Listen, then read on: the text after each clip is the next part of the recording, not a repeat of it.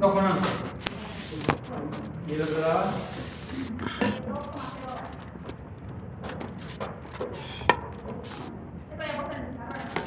Entonces, nos conviene la gente, ¿no? Tiene mayor valor esperado. Okay. Pero era más sencillo, ¿no? Era todo por 4,5 o 2,5.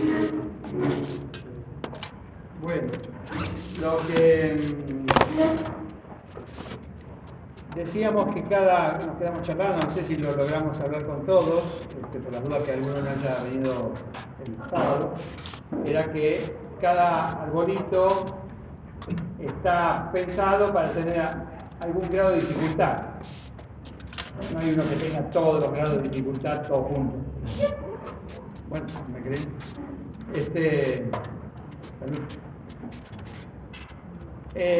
Entonces el SARS, que era de la localización de la planta, ¿no? Si la fábrica o el joint venture, acá pusimos clínica o seguro de salud, era simplemente para entender que íbamos de lo general a lo particular y que cada variable no controlable afectaba a determinada decisión, ¿no? Las leyes favorables o desfavorables eran para la actividad y el clima político afectaba al país. Lo que pasa es que como yo lo construyo de izquierda a derecha y después lo analizo de derecha a izquierda, si están estas leyes me conviene esta actividad, si el clima político es tal, me conviene este país. ¿Se entiende? Siempre para construir siempre de izquierda a derecha y para analizarlo de derecha a izquierda. ¿Está bien? Y cada vez que hay nodos de decisión, las probabilidades que están en la primera parte van a afectar solamente a aquellos resultados que pasen del nodo de decisión, ¿no? En el nodo de decisión siempre comparo dos y elijo uno. En el nodo de acontecimiento siempre tengo la suma, porque es el valor esperado. ¿Está bien? Cosas que no deberían ocurrir en el parcial es elegir en el circulito o sumar en el cuadradito, o ponerles probabilidades a las alternativas. Las cosas no pueden ocurrir. ¿Bien? Teóricamente ya estarían en condiciones de que ustedes pudieran avanzar con cualquiera de los árboles que están ahí. Por lo tanto, vuelvo a sugerirles que se tomen el trabajito en el momento que ustedes lo tengan, una semana, durante la semana, que se sienten y hagan de cuenta que se les anunció el parcial, que les tocó ese árbol, y a ver qué sale. Y vienen a debatir las distintas interpretaciones o distintas posibilidades que tiene el árbol de ser resuelto para debatir con los profesores del sábado y no estar copiando el pizarrón. ¿Sí? Lo ideal sería que no copien nada, sino que vengan mire, yo lo interpreté así, que decía si la planta ampliada es tal, entonces tiene lo que ya tenía más esto, es incremental o ese es el total, porque a lo mejor no se entiende el inicial. Entonces aclaran eso y avanzan con el trabajo, pero por lo menos ya tienen la experiencia de enfrentarse con un árbol de decisión.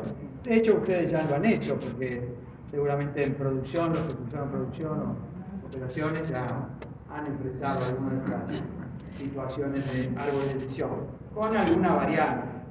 José Luis sigue en tu escuela ahí de querer poner los resultados al final, dice que si no, Después tuvimos varios debates con respecto a lo que les di tranquilidad, que no van a tener que calcular el cardinal de ningún arbolito por la duda. No, estaba complicado el cardinal.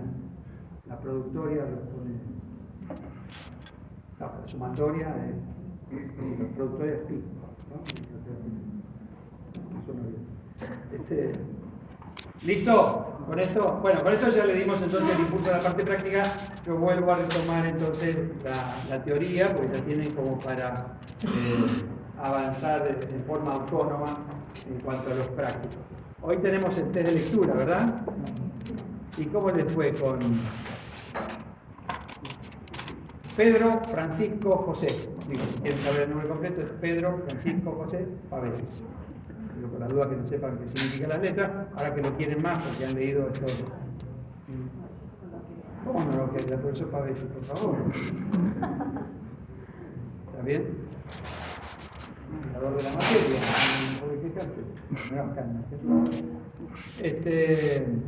entonces, ¿dudas o preguntas? ¿Alguna cosa?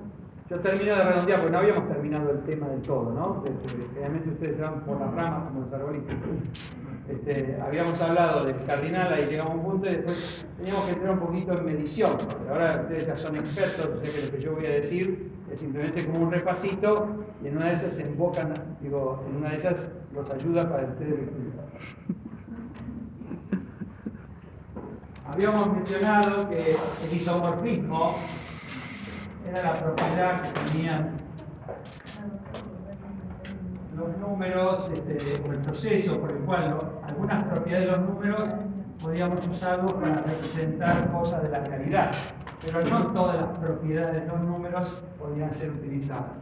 Y entonces que existían distintas escalas de medición, ¿verdad? Entonces las escalas de medición había dos que eran cualitativas, una que era la nominal, la otra que era la ordinal, y estas eran cualitativas. Después había otras dos que eran cuantitativas. Esta era la de intervalos. La cuarta era la de razones, cardinal o proporcional. O sea, en la literatura la pueden encontrar con cualquiera de estos tres nombres a la última escala. La escala a la cual nosotros estamos acostumbrados, más siendo de ciencias económicas, que siempre usamos para todo, tiene que ver con la última, que es ahí donde se usan la mayoría o todas las propiedades que tienen los números, ¿verdad? Las otras están limitadas en las operaciones que se pueden utilizar. No todas las operaciones se pueden utilizar con esas otras escalas. Hagamos un pequeño repasito. Simplemente, la nominal servía para identificar los elementos de un conjunto. O sea, que identifican, le pongo números a un elemento de un conjunto de elementos. Entonces decíamos, podían ser las camisetas o los números que están en las camisetas de los jugadores, podrían ser tanto de fútbol o de cualquier deporte, ¿no? Porque son distintos. Podrían ser las líneas de colectivo, a lo mejor, ¿no? Si tienen algún significado, ustedes me dirán. Las siluetas, a veces sale una foto y después abajo ponen una referencia. 1, tal persona, 2, tal otra persona, 3, tal otra persona. Pero identifican de un conjunto uno de los elementos. ¿Está bien? Uno y solo uno de esos elementos es identificado con ese número. ¿Se entendió? Pero yo no puedo hacer operaciones, no puedo sumar las camisetas de los jugadores, no puedo sumar las líneas de los colectivos, no tiene sentido. No, porque no son números en realidad. Podría poner letras, podría poner figuras, podría poner cualquier otra cosa, porque lo único que hacen es identificar al elemento de ese conjunto. ¿Está bien? ¿Hasta acá? ¿Dudas? ¿No? La segunda agrega a esa identificación otra operación que es el orden, por eso se llama ordinal. ¿Sí? Solo establece el orden. Entonces dijimos, a lo mejor, si tomamos el número de registro, que tenemos cada uno de nosotros acá, indica el año en que ingresó a la facultad. ¿Sí? El año que se registró como alumno en la facultad. Entonces los que tenemos el 114.000 nos anotamos antes que los que tienen el 889.900. ¿Sí? Lo mismo que el DNI. El DNI indica, ¿no?, el orden en que la persona fue inscripta en el registro de las personas. Y no más que eso. Pero tampoco, yo sumar los registros de ustedes no me sirve para nada. Tampoco dividirlos ni hacer ninguna operación matemática.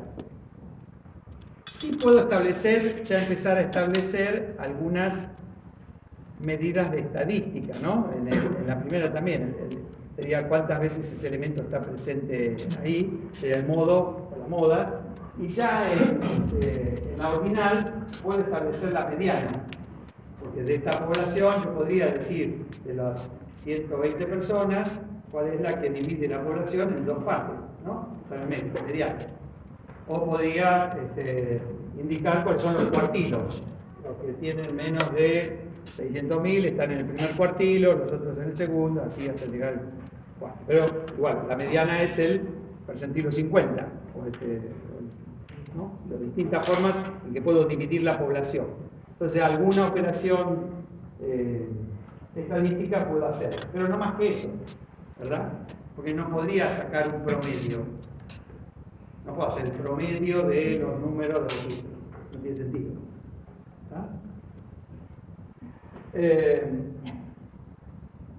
La ordinal también es medio tramposa, pero ahora vamos a ver, porque se usa mucho también para...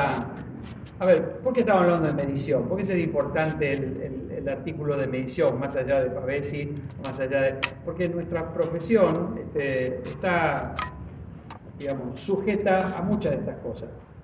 Por ejemplo, tengo que medir el desempeño del empleado, tengo que medir la satisfacción del cliente, tengo que medir la calidad de tal cosa. Y a veces no es sencillo, ¿verdad? Digo, las que son cuestiones que se pueden hacer con un instrumento, está bien. Ahora, la satisfacción del cliente. Yo digo,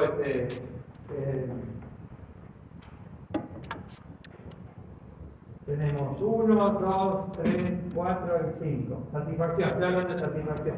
Estos son nada satisfechos, poco satisfechos, satisfechos, muy satisfechos, deleitados. 1, 2, 3, 4, 5. Pero fíjense que yo abajo puse la explicación de lo que era el número, ¿no? Del menos satisfecho al más satisfecho. Entonces, cuidado, porque no puedo sacar el promedio de satisfacción, porque estoy en una escala ordinal. Lo podría representar con palabras, entonces no puedo hacer cuentas con las palabras. Porque no puedo sacar un promedio. Entonces, el promedio de satisfacción, no, yo puedo sacar cuántos están en cada categoría. Si hiciera a lo mejor,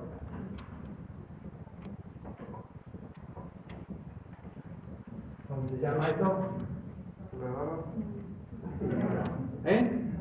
Un histograma, ¿no? Sí, un gráfico de barras, un histograma. Entonces puedo saber qué cantidad hay en cada una de las categorías, ¿no? Puedo sacar el modo, la mediana, sí, puedo hacer esas cosas, pero hasta ahí no puedo sacar el promedio de satisfacción. Es decir, que es 3,5. Sí. Sí, pero no. Claro, no tiene valor. Sí puedo sacar el porcentaje, la cantidad que tengo en cada categoría, pero no tendría ningún sentido hacerlo. Bueno, ¿está bien? ¿Se entiende esto? Distinto es ya cuando, decíamos, la evaluación de desempeño, la calidad, digamos, siempre estamos midiendo y a veces cuando medimos metemos la pata porque estamos usando una escala que no debería ser, ¿no? Nos deberíamos asegurar que es una escala cuantitativa para poder empezar a hacer alguna cuenta. ¿Está bien? Las escalas cuantitativas tienen estas dos características, tienen estas dos nombres. La diferencia fundamental y significativa entre esta y esta es la principal, es la existencia de un cero absoluto. En la última, cuando yo digo, llegó el día 15 del mes, tengo 0 pesos en la caja de ahorro, porque tengo 0 pesos, se me acabó el sueldo, ¿no? Cada vez se acaba más rápido. La única manera que dure el sueldo es si cobráramos el 30. Okay. Entonces, el cero absoluto. ¿Cuándo hay cero absoluto? Bueno, si yo digo, compré un auto 0 kilómetros, vamos a imaginar que sí, verdaderamente es 0 kilómetros. Es mentira, pero no importa. Es 0 kilómetros. No, quiere decir que no está usado, no ha recorrido ninguna distancia. Decimos, tengo 0 pesos, ¿no? O, digamos, tengo la certeza de que el cero es absoluto. No existe la variable, por ejemplo, en esa escala última cardinal. No existe la variable que estoy midiendo cuando dice 0. 0 de esa variable quiere decir que no existe. Distinto es en la escala de intervalos porque el 0 es arbitrario. El 0 es una convención puesta por las personas para decir aquí empieza a medirse. Por ejemplo, ¿en qué año estamos? 2023. No.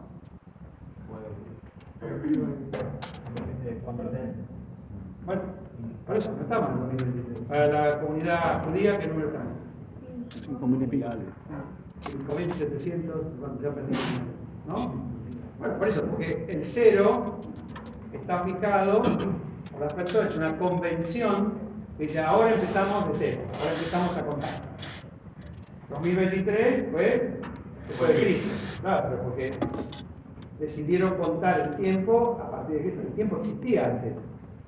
No es que 0, año 0, no es que no existía el tiempo antes. ¿Se entiende? En la otra escala el 0 era absoluto, no existe la variable. Acá le ponemos 0 porque a partir de Cristo empezamos a contar los años, pero eso no quiere decir que no antes, ¿no? Por eso decimos antes de Cristo y empezamos con los números negativos. Lo mismo pasa con la temperatura, ¿no? Decimos la temperatura, decimos 0 grados, 0 centígrados. Hoy estuvo fresco a la mañana, ¿no? Ahora también, bueno, porque decimos 0 centígrados, decimos que en la escala Fahrenheit es equivalente al 32. Porque los muchachos en el norte cuentan la temperatura o miden la temperatura con una escala distinta. ¿Está bien? Entonces, cuando yo digo de intervalos, es como que hay un... ¿Se acuerdan esto de la ordenada al origen? ¿No? La fórmula no me permite hacer una conversión directa.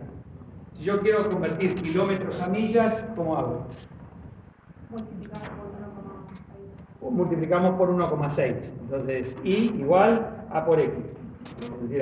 ¿No? Multiplico el número que yo necesito por la cantidad. Entonces, si el cartel dice máximo de velocidad 50 millas, ¿cuánto es? ¿Qué puedo ir? Y el auto marca kilómetros. ¿Eh? 1.6. No. Multiplicado. Para pasarlo de millas.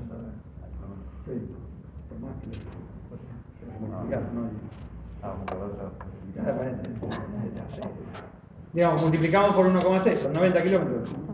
80. Bueno, está bien. Recién no sabían nada, ahora ya saben. Bueno, entonces si son 80 kilómetros, pero simplemente dice la cantidad de millas que decía el cartel por 1,6 y ya está. Ahora, si yo digo, ¿cuántos son 104 grados Fahrenheit transformados a centígrados? 40. Es 40, sí, eso lo dije yo, cuando están en la publicidad. ¿No? Son 40 grados centígrados. ¿Por qué? Porque a los 104 lo primero que tengo que hacer es restarle el inicio que tiene. 104 menos 32. ¿Cuánto me da? 72. Por 5. Dividido 9. 40. 40. Bueno, llega al 40. Ustedes me quieren 40. Y bueno, el 40 sale de 104 menos 32 por 5 dividido 9. Yo no la culpa, no me miren así. El problema es que, a ver, si yo recién teníamos 50 millas y me dijeron que las 50 millas eran 80 kilómetros. ¿No? ¿Está bien eso? Entonces, 25 millas puedo concluir que son 40 kilómetros. ¿Están de acuerdo? Sí. ¿Sí? 25 por 1,6, ¿la cuenta? ¿Está chequeado? ¿Verificado? Ok, es decir que si yo divido esto, ¿qué me da? ¿Qué razón me da aquí? 2. Si yo divido esto, 2. Muy bien. O sea, se llama escala de razones o escala cardinal porque las razones son iguales. El número ahí es el mismo. ¿Estamos de acuerdo? Ahora, en las de intervalo, recién ustedes me dijeron que 40 grados son 104. Quiere decir que 20 grados deberían ser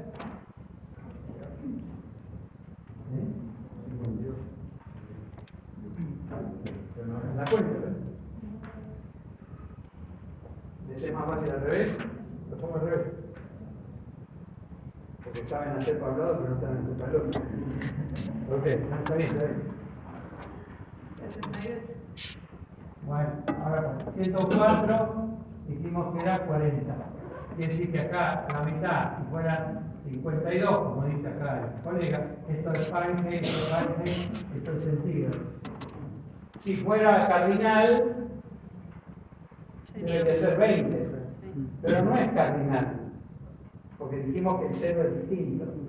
Entonces, si hacemos la cuenta, es 52 menos 32, 20 por 5, 100. 100 dividido 9, 11. Bueno, 11.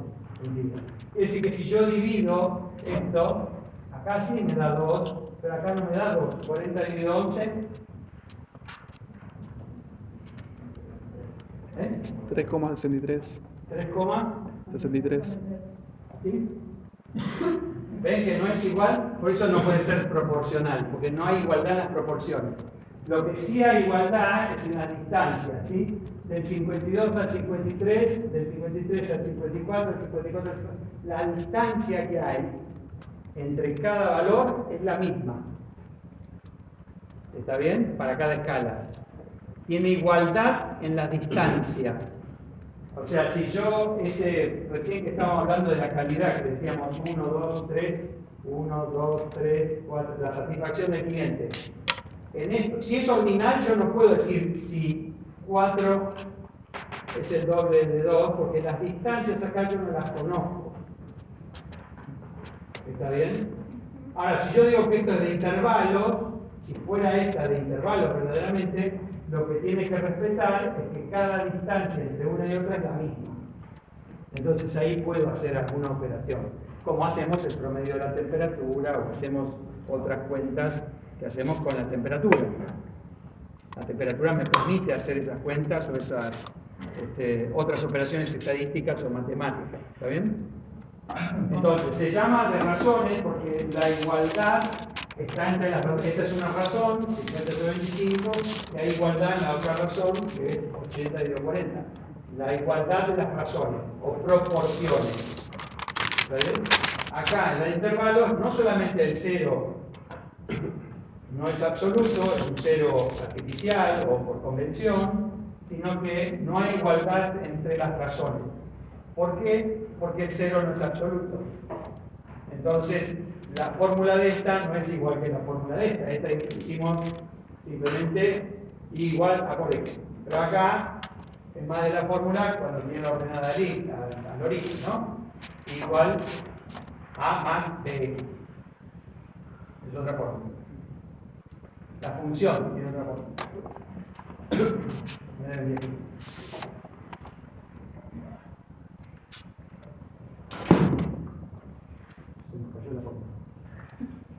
¿Se entendió esto porque se llama proporcional, cardinal y demás? Claro, entonces, acá ya estamos hablando de magnitudes y podemos decir que 104 es el doble de calor que 52, ¿no? Pero es en la distancia nada más, no podemos afirmarlo, no tiene igualdad en otra escala porque las razones son distintas. Entonces muchas veces cuando decimos, bueno, ¿qué mide la nota? Sus notas. En el analítico, yo recibo 2 analíticos, 2 candidatos a cubrir un puesto, me traen el analítico de materias y entonces uno tiene 7 de promedio porque tuvo todas 7. Y otra la mitad tuvo 10 y la otra mitad tuvo 4 y la otra 7.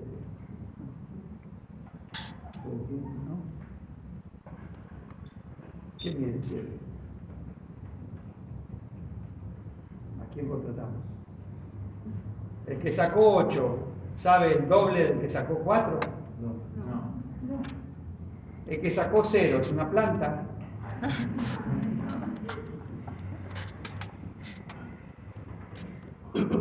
¿Qué mide el cociente de inteligencia? Ahí si quieren pueden mirar algunos videitos. A mí me gusta mucho este periodista que se llama Thomas Friedman, a la dirección creo que se lo mandé. que él habla de que es más fácil, que es más importante, más que el coeficiente de inteligencia, hablar de la motivación y la curiosidad, ¿no? ¿Cuál es el índice de motivación o de curiosidad que tiene la persona? Pues esto que decíamos, ¿no? ¿Quién aprende? Aprende, para realizar el proceso de aprendizaje se necesitan tres cosas. Lo cognitivo, entender lo que estamos diciendo ahora. La relación, todavía no nos peleamos, ¿no? Estamos en buenas relaciones, ¿sí? Y la motivación, que ustedes estén motivados para estudiar esto, o leer a través. ¿Sí? En el curso anterior, fue mi último día ahí cubriendo, por suerte, el seminario, la profe ya viene el martes que viene, entonces ya no tengo que venir tan temprano. Te pregunté si hoy era el día de la administración. ¿Había, o cuándo fue? ¿Fue el día de la administración? Había por ahí circulando. ¿Y qué estudian ustedes? No, el día de la administración es el 7 de diciembre. ¿Y por qué decían ahí el día de la administración? ¿Dos días? ¿2 días? ¿De la administración pública? Bueno, no es administración, la pública. Tiene otro apellido. Es lo que tiene otro apellido, no nos mezclamos. Es la misma administración. Tenemos varias días. El 2 de junio debería, ¿no? ¿Qué es el 2 de junio?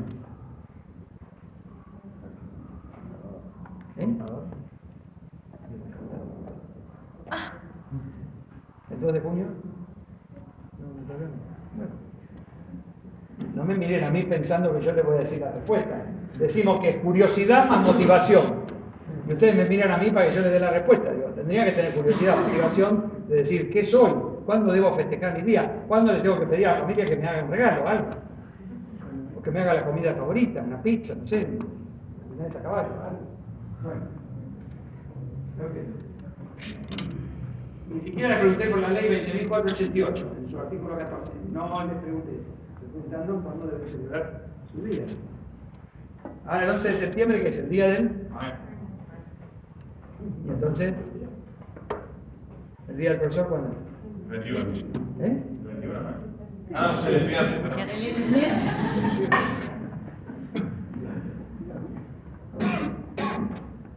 Habían logrado que funcionara bien el sábado. Quiere decir que lo estuviste mal usando y ahora estás pagando las consecuencias de tirar salidas impensadas. Ok, controlemos ese cerebro nuevo. Bueno. ¿Se entendió esto de las escalas?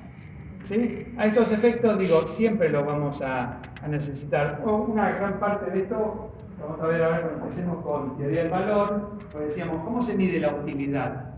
¿Se acuerdan en la etapa de selección? Que decíamos que cada uno de nosotros le daba un valor a las cosas, o transformábamos esos valores y nos daban nuestra posición frente al riesgo. Bueno, los clásicos, los economistas, los primeros economistas decían que la escala de utilidad, la función de utilidad era de este tipo. Pero entonces eso implicaba que para que los axiomas funcionen y demás, la persona tenía que decir cuánto más útil o cuánto más valor le daba un bien que a otro bien. Entonces por ahí Pareto y los muchachos amigos de Pareto dijeron, no, pero no se compliquen, simplemente con establecer el orden de preferencia es suficiente. Se cumplen los mismos axiomas y no hace falta. Después vinieron por Neumann y Morgenstern, que van a ser amigos suyos durante algún tiempo, y por Neumann y Morgenstern dice, miren, no se peleen más, ni los clásicos ni Pareto, en realidad las escalas son de intervalos. ¿Sí? La función de utilidad es de intervalo. La escala que corresponde es de intervalo. ¿Está bien? Así que quedó esa. Pero digo, para eso sirve. Sirve también para, cuando ustedes empecemos a ver en la práctica, el segundo tema que sigue después de los arbolitos, que es el otro ejercicio importante que tiene el parcial, es el de objetivos múltiples. El de objetivos múltiples me sirve para comparar alternativas cuando los atributos me vienen dados. Es decir, tenemos que elegir entre estos dos postulantes al puesto, tengo el promedio, pero también hay otros requisitos para esto, ¿no? Si tiene título o no tiene título, si tiene experiencia o no tiene experiencia, cuántos años de experiencia, si tiene buenas relaciones interpersonales, no sé, toda una serie de cosas que cada una de esas escalas se podría llegar a medir, o cada uno de esos atributos, mejor dicho, se podría llegar a medir con una escala distinta. ¿Está bien? El sueldo pretendido, dónde vive cerca, vive lejos, depende si es presencial, si va al trabajo.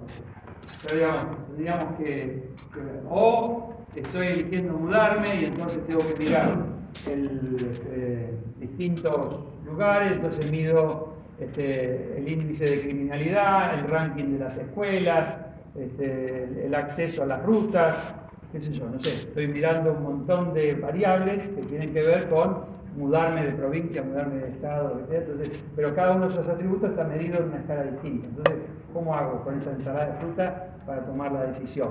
Eso lo vamos a ver después cuando veamos. Se llaman decisiones multiatributo o objetivos múltiples. Cuando los objetivos son múltiples están en conflicto, porque por alcanzar uno dejamos de alcanzar parcial o totalmente otro. ¿Sí? Y ahí usamos las escalas. O sea que de escala estamos.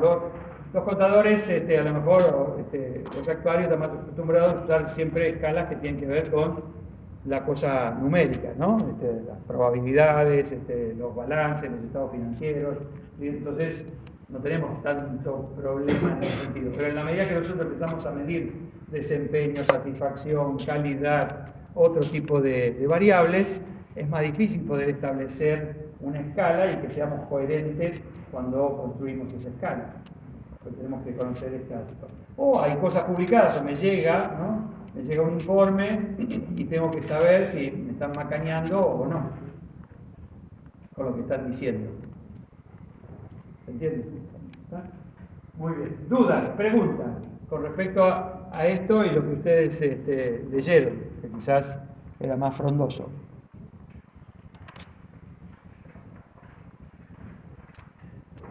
No llegaron a esta página. Esto sí lo leyeron. ¿Se aclaró o no? ¿Demasiado? ¿Qué? ¿Demasiadas páginas o demasiado esto? Esto está bien. ¿Te aclaró? Bueno, ¿cuántos puntos me debes? El curso es fácil. No se encuentra. Bueno. ¿Cuál es mi objetivo? A ver, que ustedes memoricen esas hojas o que ustedes piensen. Bueno. Otra vez, la nota es importante. Sí.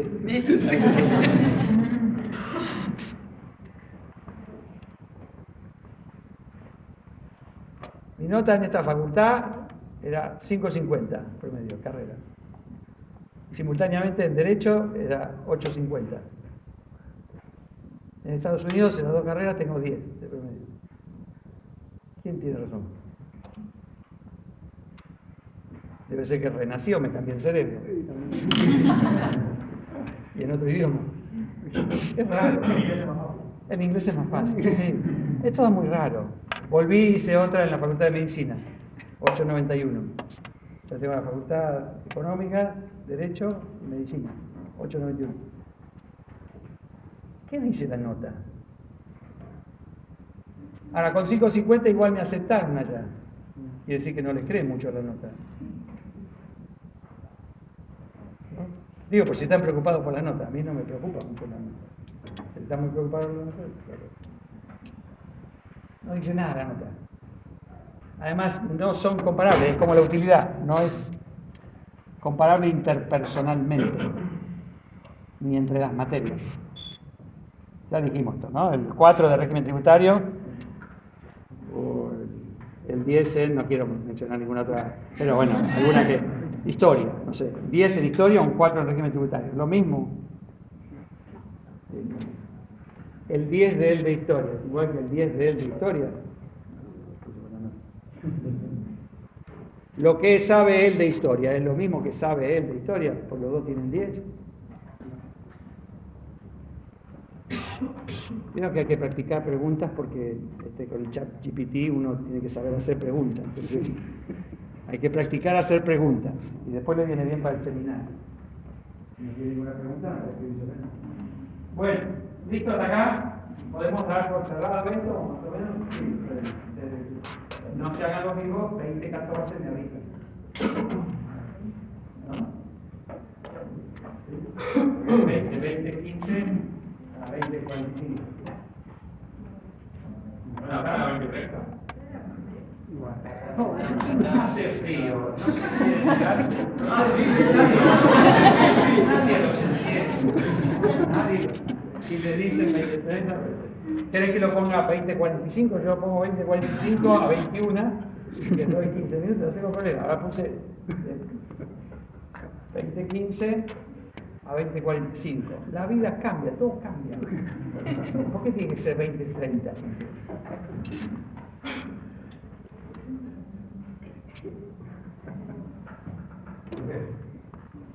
Muy bien. Bueno, ¿podemos arrancar con otro tema? Ya que estamos entonces habiendo ingresado en este mundo de la teoría del valor, vamos a hablar más del jefe de cátedra. ¿Bien? ¿Nos quedan?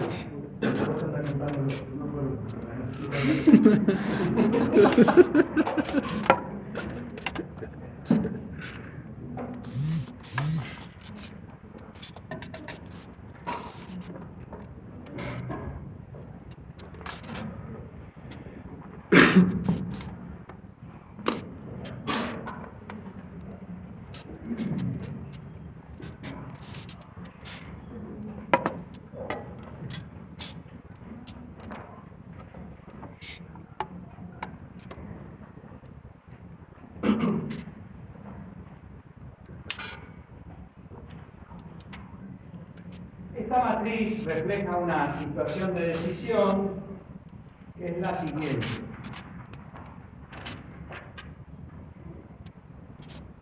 Tenemos un billete de lotería en una lotería donde solamente hay 2 billetes. Ustedes vieron que los enteros normalmente tienen muchos billetes. Pero en esta lotería hay solamente 2 billetes. O sea que quiere decir que si nosotros tenemos uno, hay alguna otra persona que tiene el otro. Con lo cual, ¿qué probabilidad tengo de ganar o de perder?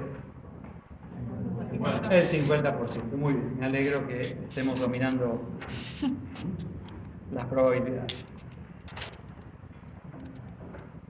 Si sale nuestro billete, nos dan $1.000.000. ¿Sí? 7.30, no sé cuánto. El blue, estoy hablando del blue.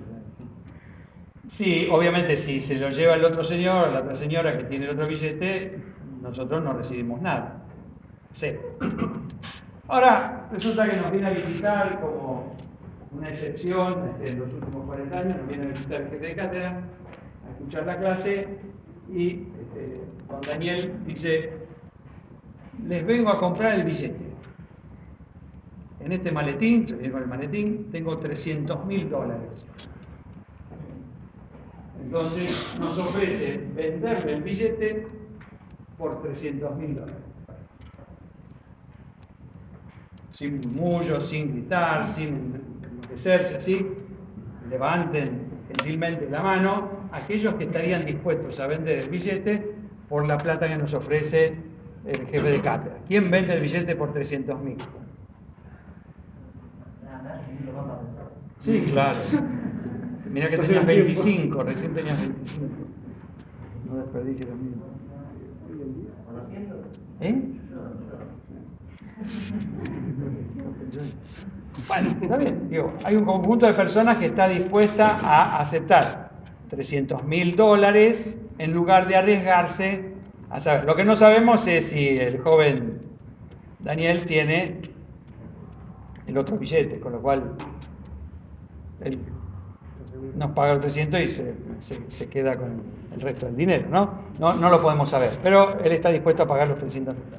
Evidentemente, para aquellas personas que deciden vender el billete, significa que la utilidad de los 300.000 es mayor, o digamos de alguna manera es preferido, ¿no? La A2 es preferido a 1, es mayor a la utilidad de 1.000.000 por el 0,50 más la utilidad de 0 por el 0,50. ¿Están de acuerdo con esa ecuación? Para aquellos que, a lo mejor algunos dicen, no, bueno, para nosotros es indiferente eso, bueno, está bien. Y para otros, que son los que no levantaron la mano, obviamente,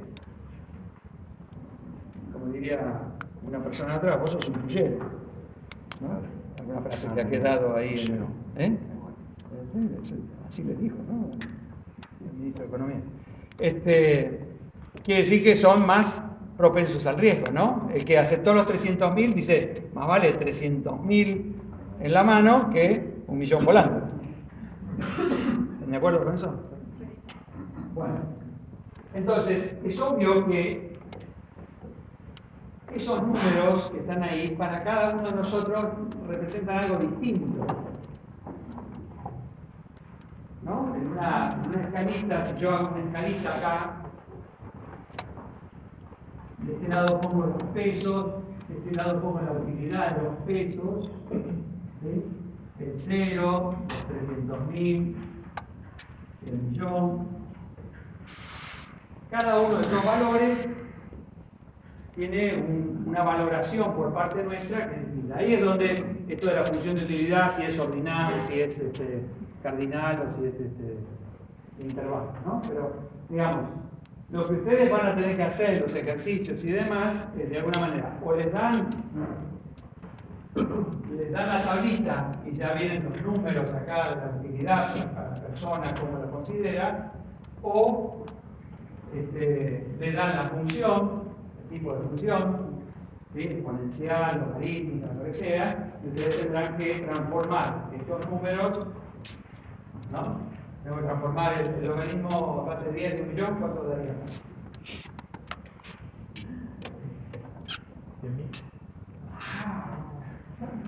Doctor, usted que 1.889.568.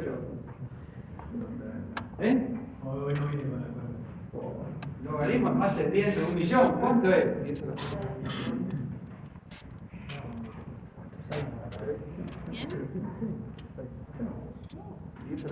¿Cuánto?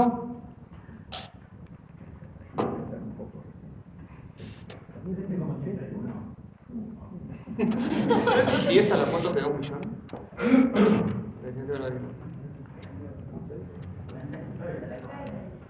Bueno, menos mal, alguno apretó los botones de la computadora. Sí, 6, porque tiene 6 ceros. Sí, 6. No era una cuenta difícil. Algunas cuentas tienen que hacer. Ahora, perder la materia por las 4 operaciones básicas parece, porque no hay derivadas, no hay integrales, solo son sumas, multiplicaciones y divisiones, parecería, ¿no? Como volver a la primaria casi. Bueno, tengo una mano el logaritmo en base 10 porque lo van a necesitar. Ni siquiera el logaritmo en base 2 lo necesitamos para la segunda parte. El logaritmo en base 10 puede ser una operación interesante. Ok. Por lo menos ubíquenla en el teclado.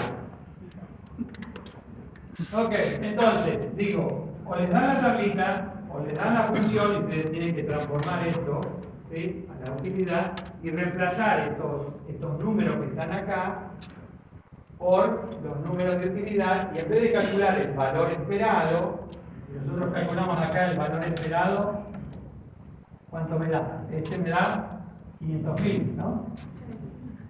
Y este me da 300.000, porque ¿en qué situación estoy con A2? En certeza, claro, porque acá es como decir, lo tirar 300.000 por 1, ¿no? Porque pase lo que pase, esto es certeza, no importa, si gano, pierdo, a mí me dan la valija con los bolsos, bueno, el bolso con los $300.000, ya está.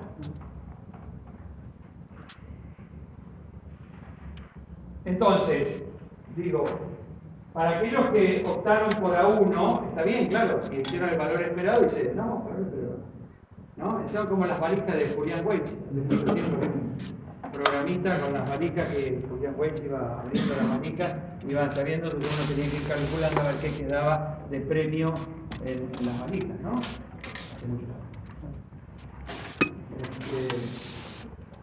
Entonces, quiere decir que para los que eligieron 300.000, este número que está acá es más grande que este. En su cabeza lo dieron cuenta. ¿Por qué? Por la función de utilidad. ¿Por qué hacen esto? Y bueno, porque obviamente, como habíamos dicho,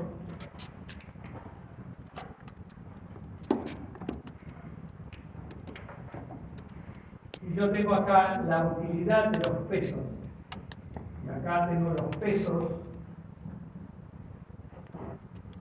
Si a cada pesito le doy la misma magnitud y es igual para todos, yo lo que voy a tener era esto, ¿no? Esta línea. Y acá decimos es neutro el riesgo, es neutro. Y cuando uno es neutro, generalmente coincide con el valor esperado. La utilidad esperada coincide con el valor esperado, ¿verdad? Pues sería este caso. Al millón le doy un millón, al 300.000 le doy 300.000 y al cero le doy cero. Es decir, que va a coincidir. Ahora, en realidad, el que es adverso al riesgo, le da a cada pesito, le da un poquito más de valor. ¿Sí? Más conservador, más, digamos, prudente, vamos a ponerlo así. ¿Tá? Entonces, normalmente la función tiene esta forma. Ya habíamos hablado de esto, ¿se acuerdan? Habíamos dicho que es creciente por el principio de no saciedad. Siempre más es mejor. El problema es que empieza a actuar otra ley ahí que tiene que ver con el rendimiento que decimos, ¿no?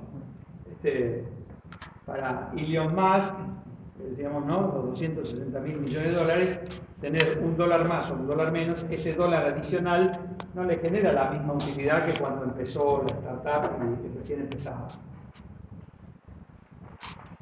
¿Ah? Entonces, por el principio de no saciedad crece, pero después se va haciendo asintótica al eje de las X porque se va aplanando por el principio de utilidad marginal decreciente. La utilidad por cada unidad adicional va cayendo, ¿sí? Cada vez menos. Y por supuesto, entonces, si este es el adverso, esa es la forma que responden aquellos que eligieron los 300.000. Este es el adverso, y obviamente el propenso es este. Después vamos a ver que esto no es totalmente así cuando vemos la parte de psicología de las decisiones, donde los psicólogos encontraron que en general el ser humano se comporta en forma adversa en las ganancias, pero propenso en las pérdidas. ¿Sí? O sea que el dibujito es distinto. Pero, digamos, las funciones que tenemos, las posiciones frente al riesgo que tenemos identificadas son estas tres. O es propenso, o es neutro, o es adverso. Bien, entonces, ¿cómo hacemos para construir la función de utilidad de esta persona? ¿Cómo deberíamos proceder? Bueno, para algunos de ustedes, como decíamos, si partimos de que estos 300.000 por 1 son iguales que esto, si yo le asigno en una escala, en la función de utilidad, le asigno al peor valor y al mejor valor el mínimo y el máximo de la función, ya después tengo que despejar los valores del medio, ¿verdad? Entonces, a ver, acá podemos usar cualquier escala, ¿verdad? De 0 a 10, de 0 a 100, de 0 a 1. A veces poner de 0 a 1 después se confunden con las probabilidades. Pero pongamos, no sé, de 0 a 10, ¿quieren de 0 a 10? ¿Sí? Pero podría poner cualquier escala que vaya de 0 a un máximo. ¿Está bien? Bueno, o sea, esto es, lo estoy poniendo es arbitrario, pueden poner ustedes la que quieran. 0 a 100, 0 a 1, 0 a... O sea, el 0 es 0 y el mejor valor entonces es 10. ¿Está bien? Es el máximo de esta escala. Estoy armando la escala para armar la función de utilidad. Quiere decir que si yo reemplazo en en esta función me queda que la utilidad de los 300.000, ¿a qué va a ser igual? A la utilidad de 1.000.000. ¿Cuánto es la utilidad de 1.000.000? 10 por 0,5 más la utilidad de 0 es 0 por 0,5. Dice que la utilidad de los 300.000 es igual a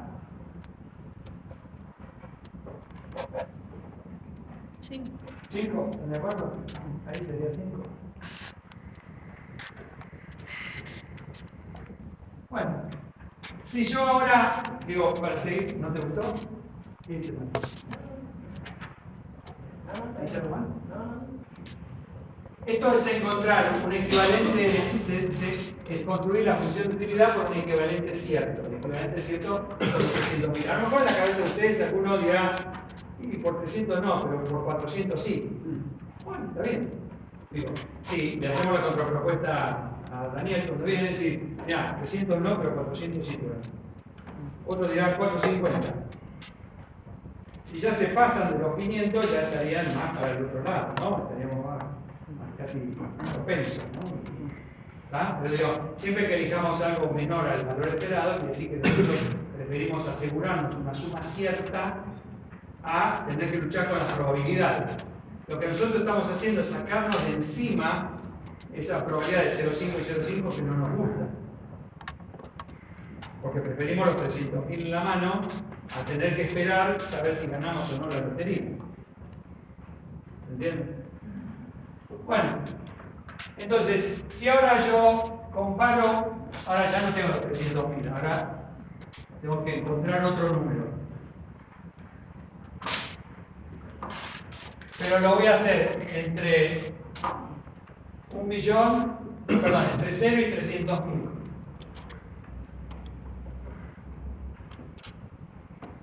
Entre 0 y 300.000. ¿Cuál es el número? ¿Cuál es el número? El equivalente cierto que en una situación dada donde yo tengo que ganar 300.000 con el 0,5 o 0 con el 0,5, ¿por qué número ustedes estarían dispuestos a que sería equivalente? Antes dijimos que el 300.000 era equivalente a esa lotería.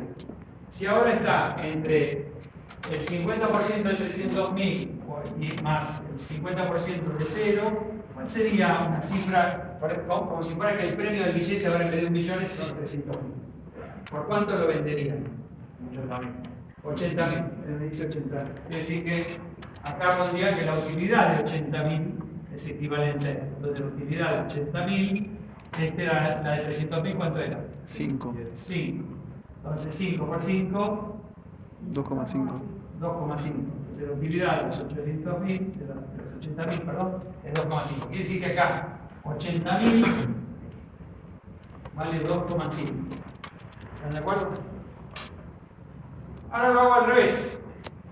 Ahora en vez de estar entre 300.000 y 0, ahora hago entre 300.000 por 0,5 más la utilidad de 1.000.000 por 0,5.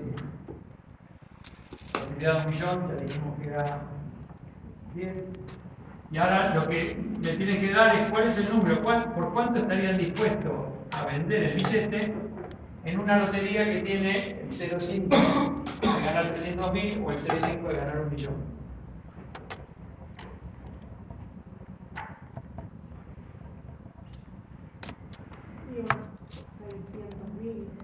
¿600.000? Bueno, 700. No, no está haciendo cuenta. ¿Qué número estamos poniendo normalmente ahí para hacer el tercio extranjero? Hay doble. En el equivalente cierto, en el paréntesis. Antes teníamos 300.000, después pusieron 80.000. 80.000, ¿qué era en ese momento? Menor a qué.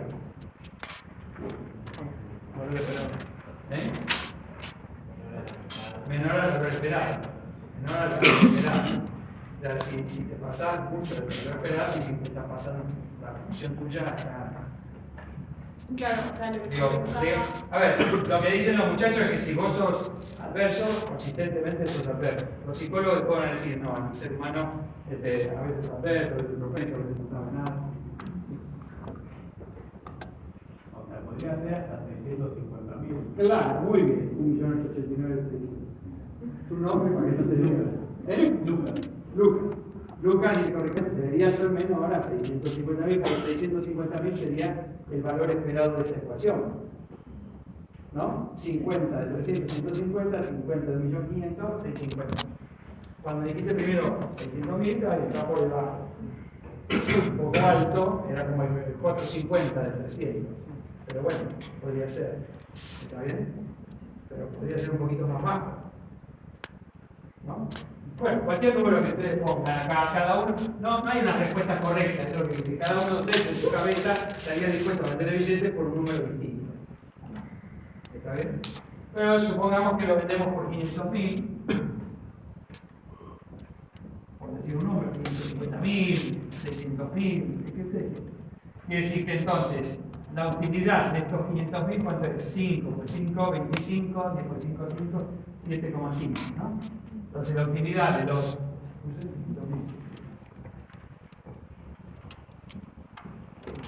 Quiere decir que si yo lo hago entonces aquí en este dibujito, ustedes seguramente en su papel logarítmico, cuadriculado, milimetrado y demás, lo van a hacer mucho mejor que yo. Entonces, si yo tengo 0 pesos, es 0 utilidad. Pero si yo pongo acá 100, 200, 300, 400, 500,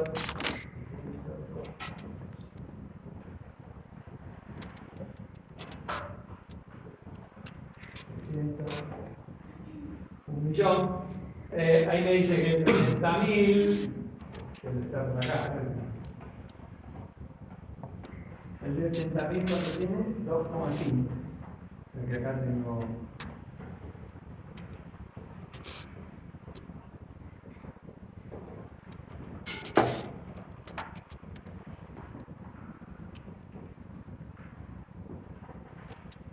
Entonces, el de 80.000 es 2,5. Un puntito acá. El de 300.000 es 5.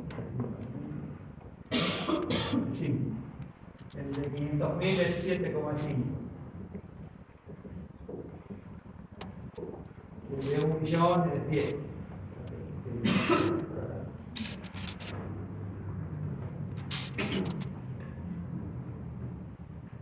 Entonces, si yo dibujo la curva, me va a salir algo así. ¿Está bien? Entonces dibujé la curva de la función de utilidad que construimos interrogando a la persona a través del método del equivalente cierto cómo está dispuesta ella a vender el billete y así descubrimos la función de utilidad que tiene. ¿Está bien? Así se construye la función de utilidad. No hay otra forma que preguntándonos a nosotros mismos qué estaríamos dispuestos a hacer en una situación así, o preguntándole a la otra persona qué es lo que acepta a cambio del billete.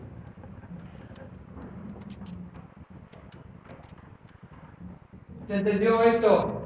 Después con el parcial dice, escriba la ecuación de la función de utilidad. La ecuación de la función de utilidad es escribir esto. En el ejercicio que pueda haber, dice, bueno, haga la matriz y escriba la función de utilidad. Bueno, escriba la ecuación de la función de utilidad. La ecuación de la función de utilidad es eso, es lo que prefieren, o lo que es indiferente, o lo que es igual. Lo que es menor. Mayor, menor, igual. ¿Se entendió esto? ¿Sí? ¿Cómo van tus 25 minutos? ¿Eh? 3 minutos.